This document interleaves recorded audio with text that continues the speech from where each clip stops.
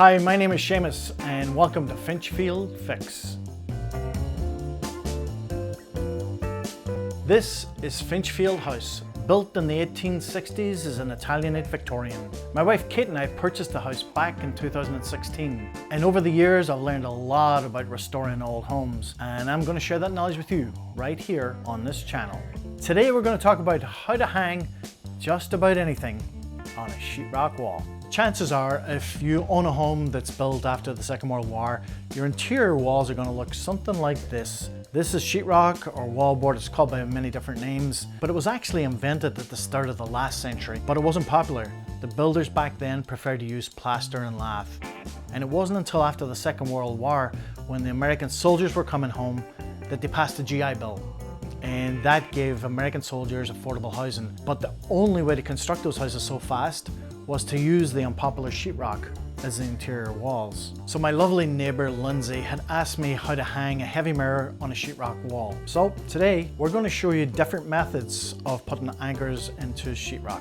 So there's different methods of finding the studs, and the studs are the pieces of wood on either side, and then there's a void in the center of the sheetrock. And those are typically every 16 inches in center on a wall. So there's a couple of different methods to do that. One is something called a stud buddy. What you do is you put this on the wall. It's got a magnet, and slide it back and forth on the wall until you find the point where it hits a metal screw or a nail, and it'll stay on its own. Now you know that there's actually a piece of wood back here, and you can either, if this is where you need to put your picture frame or anything else, you can nail it right to here. Otherwise, we're going to have to do it somewhere in the center where there is nothing. So if I put this here, it's going to fall. Another method is a stud finder. This is a little more complicated, and they range from $20 to over $60. Again, put it on, there's a little button on the side, squeeze, it sends on a light, and as you travel back and forth, it's going to tell you, you'll see the flashing light here where the stud starts. That's the piece of wood behind the sheetrock. And again over here as well, you see the light. And now you know that there's nothing here, and there's wood here. Okay, for this project, here's some of the tools that you may need. Starting from left to right, we have a stud finder, and right below that is a stud buddy. And of course, we're gonna need a hammer to hammer some of these nails in. And I always need a libation. I usually have tea or coffee, but you can have whatever you want. Above that, we have an impact driver, and we have a drill.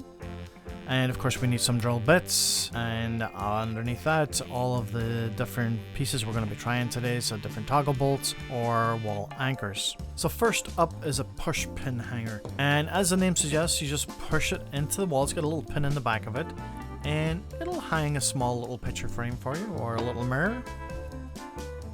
So next up is a typical picture frame hanger with a nail. The nail is pre-angled into the actual hanger, so it goes into the wall at a particular angle and won't easily pull out of the wall. And this is rated for a few pounds weight.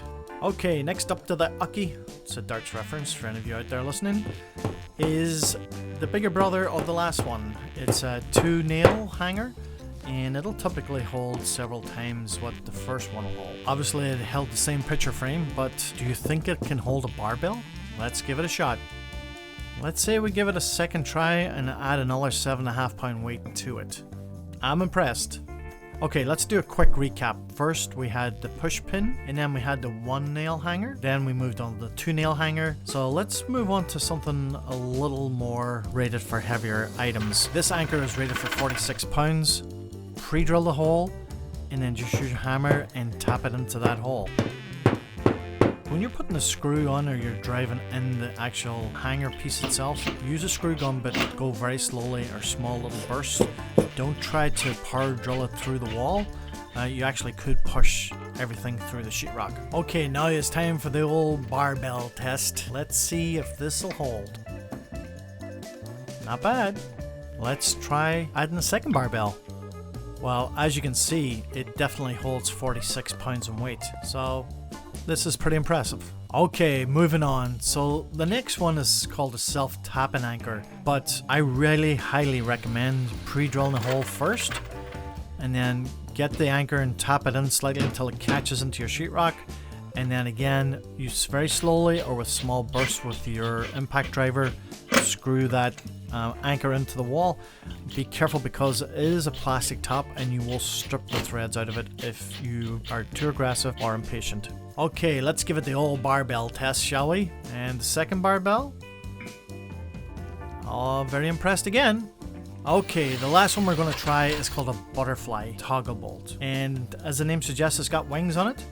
But be careful how you put this onto the thread, because if you put it on backwards, as you're going to see in a moment, it can pull right back out through the hole that you pre-drilled into the wall, and your valuable is going to be lying all over the floor. But put in the proper way around, this butterfly anchor is not going anywhere.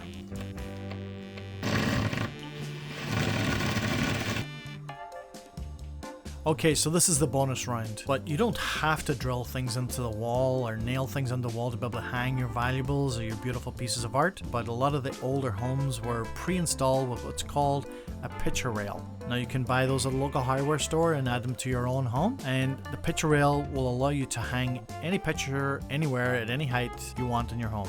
So the system comprises obviously of the picture rail itself, but then you need steel cable that comes off your picture or your mirror that you're going to hang, and then these little things, these are actually the hangers. So you hook one end onto the picture rail and then simply put the wire onto the bottom part. Well, Lindsay, I hope that helped. And to everyone else, please like and subscribe. And if there's anything you want to see me fix, please leave a comment below. And I'll see you next time on Finchfield Fix.